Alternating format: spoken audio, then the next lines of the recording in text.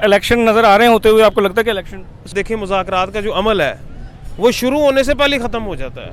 इस हवाले से सर क्या हमारा जा रहा है, बाहर इमेज क्या जा रहा है? रहनुमा होते हैं, उनके ऊपर क्रैकडाउन शुरू हो जाता है। कभी किसी को सादिक और अमीन कह दिया जाता है, कभी किसी के ऊपर करप्शन के केसेस भी हों, उसके बावजूद भी उसको वजारत पर बिठा दिया जाता है। पुरअमन कौम नहीं है। अस्सलाम वालेकुम। वालेकुम सलाम। क्या नाम सर? मेरा नाम फैज़ान है। फैज़ान भाई क्या करते हैं?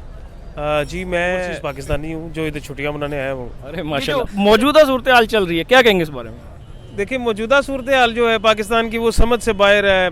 अब जैसे कि हम लोग भी मैं हालांकि मलेशिया में होता हूँ, तो हमें खैर वहाँ की भी पॉलिटिक्स देखा जाए तो पाकिस्तान से मिलती जुलती है। वहाँ पर भी इख्तलाफात जो है वो सर चढ़ कर बोलते हैं। जैसे पाकिस्तान में तो कुछ ऊपर तक पहुँच गए हैं इख्तलाफात के, कोई किसी की बात बर्दाश्त नहीं करता।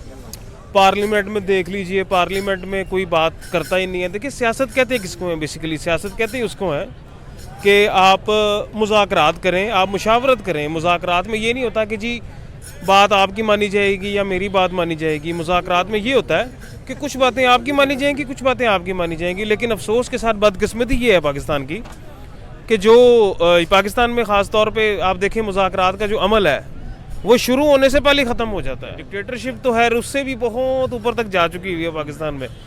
कुछ समझ में नहीं आता जी कब कौन सी पार्टी का पलड़ा भारी हो जाता है। और दूसरी बात यह है कि जी कभी किसी सियासी जमात के जो वर्कर होते हैं, कारकुनान होते हैं, रहनुमा होते हैं, उनके ऊपर क्रैकडाउन शुरू हो जाता है। कभी किसी को सादिक और अमीन कह दिया जाता है, कभी किसी के ऊपर करप्शन के केसेस भी हों, उसके बावजूद भी उसको वजारत पर बिठा दिया जाता है। ये मुझे नहीं लगता कि ये कोई सियासत है। मुझे ऐसा लग रहा है कि ये अजीबोगरीब सी कोई हिजानी कैफियत है। मीडिया पे जिस तरह की चीज़ें चल रही हैं तो वो डिस्कस कर रहे थे कि यार ये पाकिस्तान के अंदर जो हो रहा है तो इसके नेबर्स पे क्या असर पड़ रहा है। तो बेसिक तो उन्होंने एक मजाक किया था, बट वो मैं इस पे आपके रिव्यूज़ चाहूँगा।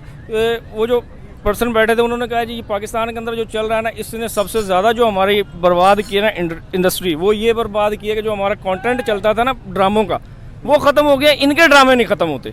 ये भी उसने ये इस तरह का तंज किया। लेकिन इस हवाले से सर क्या हमारा जा रहा है, बाहर इमेज क्या जा रहा है? देखिए अब ज़ाहिर सी बात है अजीबोगरीब सा इमेज जा रहा है ना। अब जिस तरीके से इमरान खान साहब को गिरफ़्तार किया गया इस्लामाबाद हाई कोर्ट के अहाते से, तो दुनिया के किसी भी कानून में शायद ऐसा नहीं होता। जैसा कि इस्लामाबाद हाई कोर्ट के भी बाद में और सुप्रीम कोर्ट ने भी जब इस मामले पर नोटिस लिया तो उन्होंने भी इसी बात का जिक्र किया था अपने इख्तलाफी नोट में कि जी ये सब क्या हो रहा है। देखिए ना, वहाँ के प्रेमिसेस जो वहाँ का अहाता होता है वहाँ से आप नहीं गिरफ़्तार कर सकते। और उसके बाद जो कुछ हुआ वो भी अफसोसनाक है। जिस तरीके से एहतजाज हुए, जिस तरीके से वो कह सकते हैं कि जी रेडिकलिज्म हमने देखा, जो कि बिल्कुल भी इससे क्या इमेज जाएगा? इससे इमेज यही जाएगा कि जी हम पुरअमन कौम नहीं है। हम सिर्फ जिसको पसंद करते हैं उसको अपना आका समझ लेते हैं।